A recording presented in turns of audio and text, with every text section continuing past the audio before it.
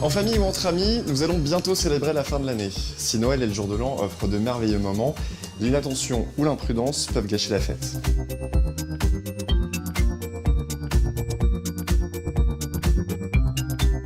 Coupures, incendies, chutes, électrocutions, chaque année, les accidents de la vie courante touchent plus de 11 millions de Français. 20 000 perdent la vie et la grande majorité de ces accidents se produit à la maison. Si l'accident peut arriver à tout moment, la période des fêtes de fin d'année présente des risques spécifiques. Pourtant, en prenant des précautions très simples et en respectant quelques règles de prudence, nous pourrons passer de très belles fêtes. Muriel, bonjour. Bonjour. Vous êtes experte en prévention et vous allez nous aider à identifier les risques spécifiques des fêtes de fin d'année et surtout nous expliquer comment on peut éviter des accidents qui peuvent être très graves. Alors commençons par le sapin, symbole de la magie de Noël. Pour que la fête soit belle, quel roi des forêts choisir et comment le décorer en toute sécurité? Alors, plusieurs choix s'offrent à vous, soit un sapin naturel, soit un sapin artificiel ou un sapin floqué. C'est celui qui est couvert d'une mousse blanche ou colorée. C'est le plus inflammable des trois, ne le placez jamais près d'une source de chaleur.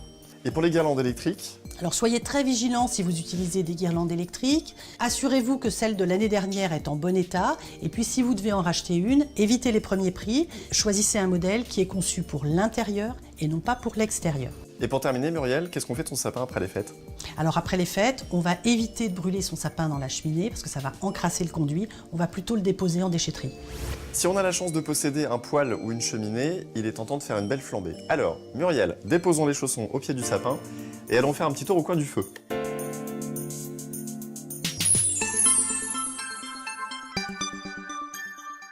Le foyer nous fascine et nous réchauffe, mais il n'est pas sans danger. Muriel, comment est-ce qu'on peut faire un beau feu en toute sécurité, sachant que, outre le risque d'incendie, le monoxyde de carbone peut intoxiquer les habitants de la maison? Alors effectivement, les intoxications au monoxyde de carbone font chaque hiver plusieurs dizaines de victimes. Mais un ramonage effectué par un professionnel et puis une bonne ventilation de l'air intérieur constituent déjà une bonne prévention. On peut également investir dans un détecteur de monoxyde de carbone qu'on placera au niveau de la combustion et qu'on choisira conforme à la norme. Et pour une cheminée à foyer ouvert? Alors si vous avez une cheminée à foyer ouvert, utilisez systématiquement un pare-feu pour éviter que les escarbilles n'enflamment le mobilier ou les objets environnants. C'est particulièrement important lorsque vous allez vous coucher et que le feu reste sans surveillance. Et puis dernier petit conseil, éloignez les enfants du feu, ils sont toujours fascinés par les flammes. Vous pouvez également installer des barrières pour empêcher les plus petits de s'approcher du feu.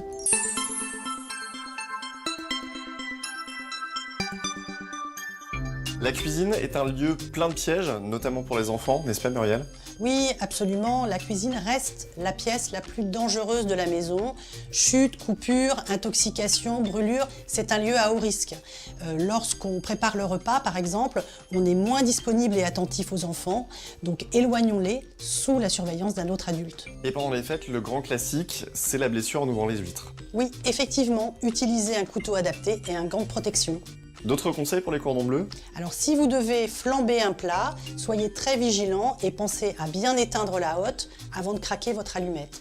Et puis au fur et à mesure du repas, pensez à ranger hors de portée des enfants les plats chauds ou les verres d'alcool à moitié pleins. Oui, parce que pendant les fêtes, on boit souvent du champagne. Alors à ce propos, prenez des précautions pour ouvrir vos bouteilles de champagne. Est-ce que vous savez qu'un bouchon de champagne dans l'œil, c'est la première cause de cécité accidentelle? Gardez toujours une main sur le bouchon et n'ouvrez pas la bouteille en direction de vos invités. Et puis, sur la table basse, après l'apéritif, rangez les cacahuètes et les bouteilles d'alcool hors de portée des enfants. Tout semble prêt pour la fête, il manque plus que le Père Noël. Allons voir s'il est passé.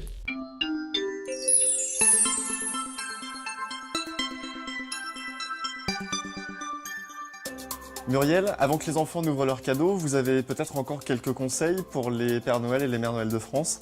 Alors rien ne pourrait être pire qu'un accident provoqué par un jouet de Noël. Lors de l'achat, lisez attentivement les mentions sur le jouet ou sur son emballage. Choisissez un jouet adapté à l'âge de l'enfant. Un jouet par exemple idéal pour un petit de 5 ans pourrait être dangereux pour un plus jeune. Et pour les peluches? Alors les peluches, vérifiez la solidité des peluches et puis du compartiment sécurisé des piles qui ne doit s'ouvrir qu'à l'aide d'un outil. Suivez scrupuleusement les notices d'utilisation et les conseils de montage. Et qu'est-ce qu'on fait des emballages? Retirez tous les emballages, les sacs plastiques, les cartons avec lesquels les enfants pourraient se blesser et puis montrez si besoin à votre enfant la bonne utilisation de son jouet. Merci beaucoup Muriel pour tous ces conseils. Une petite coupe? Pourquoi pas, mais avec modération et sans prendre le volant après. Bonne fête à tous! Avant de vous quitter, je vous invite à vous rendre sur le site d'Attitude Prévention pour retrouver tous les conseils de prévention à partager avec vos proches. Bonne fête, belle année à venir et restez prudents.